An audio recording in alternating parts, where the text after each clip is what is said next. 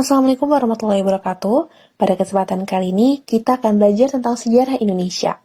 Kita akan melanjutkan bab 2, yaitu tentang kehidupan manusia pada masa praaksara. Kali ini, kita akan membahas tentang jenis-jenis manusia purba nih. Nah, anak-anak, ternyata manusia purba ini memiliki ciri-ciri fisik yang berbeda loh. Dari mana ya kita tahu bahwa mereka ini memiliki ciri fisik yang berbeda? Tentu saja dari fosil-fosil manusia purba itu yang ditemukan di berbagai tempat. Indonesia merupakan salah satu tempat penemuan dari manusia purbanya itu sendiri loh. Beberapa wilayah diperkirakan menjadi tempat hunian manusia purba. Mari kita uraikan dalam pembahasan berikut ini. Lokasi yang pertama di daerah Sangiran. Sangiran terletak di Jawa Tengah, di kaki Gunung Lawu, sekitar 15 km dari lembah Sungai Bengawan Solo. Penelitian purbakala di Sangiran dilakukan oleh salah satu peneliti yang bernama von Koenigswald. Pada tahun 1936, berhasil menemukan sekitar 1.000 alat yang terbuat dari batuan kalsedon. Batuan kalsedon ini biasanya digunakan untuk perhiasan. Di sela-sela penelitiannya, seorang penduduk menyerahkan sebuah fosil rahang kanan manusia purba kepada Koenigswald. Ini merupakan temuan pertama fosil manusia purba yang akhirnya diberi kode S1 atau Sangiran 1. Anak-anak, fosil manusia purba ditemukan tidak dengan keadaan utuh loh, tetapi bisa juga ditemukan rahang kanannya terlebih dahulu, atau rahang kirinya terlebih dahulu, ataupun kerangka-kerangka lainnya yang ditemukan secara satu persatu. Hal ini disebabkan karena adanya perubahan kondisi tanah ataupun kondisi iklim. Lokasi yang kedua yaitu di Trinil. Trinil berada di Desa Kawu, Kecamatan Kedunggalar, Kabupaten Ngawi, Jawa Timur. Penelitian manusia purba di Trinil ini dilakukan pertama kali oleh Eugene Du Bois. Eugene Du Bois ini berhasil menemukan gigi geraham, bagian atas tengkorak, dan tulang paha kiri. Sampai akhirnya Eugene Du Bois ini melakukan rekonstruksi terhadap hasil temuannya tersebut dan membentuk sebuah rekonstruksi manusia yang diberi nama yaitu Pithecanthropus erectus atau Homo erectus. Kemudian kita beralih ke dalam lokasi yang ketiga, yaitu di daerah Wajak. Wajak ini merupakan lokasi yang sama dengan Trinil, yaitu di Jawa Timur, tepatnya di daerah Kabupaten Tulung Agung. Salah satu ilmuwan yang menemukan fosil yang bernama Ray Southen, pada tahun 1889, Ray Southen menemukan sebuah fosil tengkorak di daerah ini. Fosil tersebut kemudian diserahkan kepada Eugene Du Bois.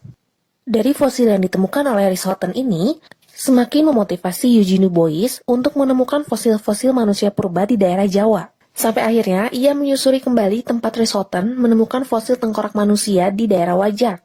Di sekitar tempat itu, akhirnya Du Bois menemukan lagi sisa-sisa fosil reptil dan mamalia, serta menemukan fosil tengkorak manusia, meskipun tidak seutuh temuan Ray Southen. Fosil temuannya dinamakan dengan Homo wajakensis. Di lokasi yang terakhir yaitu di daerah Flores. Penemuan fosil manusia purba di daerah Flores ini dapat dikatakan masih terbilang baru karena dilakukan pada tahun 2003. Penemuan fosil manusia purba ini dilakukan oleh seorang peneliti dari Indonesia yang bernama Raden Panji Sujono dan dibantu dengan tim Australia yang dipimpin oleh Mike Morwood dari Universitas New England. Pada pencariannya di Flores, mereka melakukan penggalian di Gua Liang Bua Flores. Para ilmuwan tersebut akhirnya menemukan fosil manusia purba yang dinamakan Homo floresiensis. Para ilmuwan yang menemukan fosil manusia purba ini menamakan fosil yang mereka temukan sesuai dengan daerah ditemukannya, seperti Homo wajakensis karena ditemukan di daerah Wajak dan Homo floresiensis ditemukan di daerah Flores. Sampai akhirnya fosil-fosil tersebut disusun dan direkonstruksi dan membentuk suatu fosil manusia yang dapat kita pelajari sekarang ini. Fosil-fosil yang ditemukan oleh para ilmuwan tersebut telah menunjukkan bahwa manusia purba memiliki jenis fisik yang berbeda-beda. Jenis-jenis manusia purba itu akhirnya terbagi menjadi 3 macam, yaitu Meganthropus, Pithecanthropus, dan Homo sapiens. Mari kita bahas satu persatu dalam pembahasan berikut ini. Meganthropus paleojavanicus. Meganthropus merupakan salah satu fosil manusia tertua yang pertama kali ditemukan oleh von Koenigswald pada tahun 1941 di lokasi Sangiran. Jika kita melihat dari asal-usul namanya, Mega artinya besar, Anthropus artinya manusia, Paleo artinya tertua, Javanicus artinya Jawa. Jadi jika kita gabungkan, maka Meganthropus paleojavanicus yaitu manusia bertubuh besar paling tua di Pulau Jawa. Meganthropus paleojavanicus ini diperkirakan hidup pada masa 1 sampai dengan 2 juta tahun yang lalu pada masa Paleolitikum atau zaman batu tua. Berdasarkan fosil yang ditemukan, para ahli memperkirakan Meganthropus paleojavanicus ini memiliki ciri-ciri fisik sebagai berikut. Tulang pipi tebal, kening menonjol, terlihat bahwa mulut mereka tampak menonjol sehingga dagunya tidak begitu terlihat. Tubuhnya sangat besar dan tegap, tulang pipinya juga tampak tebal dan tampak sangat dominan. Kemudian, mereka mempunyai otot yang sangat kuat, bentuk hidungnya melebar, tingginya sekitar 2,5-5 meter, cara berjalannya agak membungkuk, dan tangan yang menyangga tubuh. Pada masa kehidupan Meganthropus paleojavanicus ini, peralatan memasaknya itu masih sangat kasar. Manusia purba berjenis Meganthropus ini, mereka masih memiliki gigi yang homonim, artinya masih memiliki gigi yang seragam karena mereka masih memakan makanan tumbuhan. Kehidupannya nomaden, jadi bisa dikatakan bahwa Meganthropus paleojavanicus ini merupakan manusia purba tertua yang pada saat itu hidup di zaman batu tua, yang semua peralatannya itu belum dihaluskan.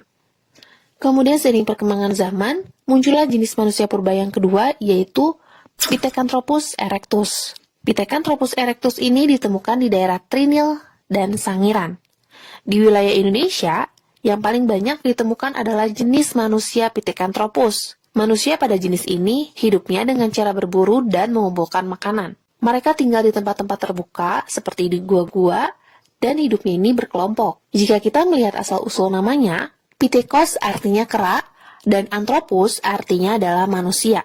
Jadi bisa dikatakan bahwa Pithecanthropus ini memiliki arti yaitu manusia kera yang berdiri tegak.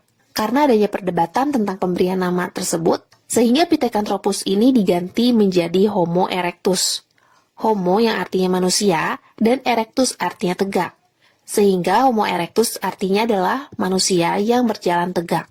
Ciri-ciri fisik dari Homo erectus ini yang pertama adalah badannya tegap, sama dengan Meganthropus, kemudian hidungnya lebar, dagunya tampak tidak ada karena didominasi oleh mulutnya yang menonjol, berat badannya 80-100 kg, tinggi badannya 160-180 cm, terdapat tonjolan kening pada dahi, volume otaknya sekitar 750 sampai dengan 1000 cc, dan wajah mereka ini didominasi oleh bagian rahang yang menonjol.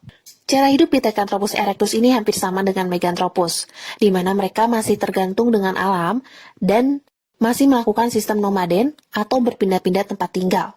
Dengan sistem tersebut, mereka hidup dipenuhi dengan melakukan pemburuan dan juga mengumpulkan makanan yang ditemuinya. Pengaturan pembagian tugas sudah mulai terbentuk, di mana manusia purba laki-laki dewasa ini ditunjuk untuk berburu hewan di zona mereka tinggal. Sedangkan wanita dan lansia bertugas untuk mengumpulkan makanan dan mengasuh anak-anak mereka. Kemudian kita beralih ke dalam jenis manusia purba yang terakhir, yaitu Homo sapiens. Homo sapiens artinya adalah manusia yang cerdas. Kecerdasan ini dilihat dari kemampuan mereka dalam membuat peralatan sederhana dari batu dan tulang untuk berburu dan mengolah makanan. Evolusi dari manusia yang terakhir ini, kehidupannya sudah mengarah ke dalam kehidupan manusia yang modern.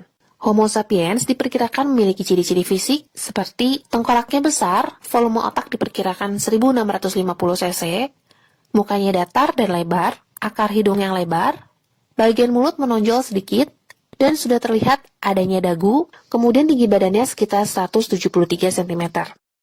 Adapun jenis Homo sapiens yang ditemukan di berbagai daerah, seperti di Wajak, Solo, dan Flores.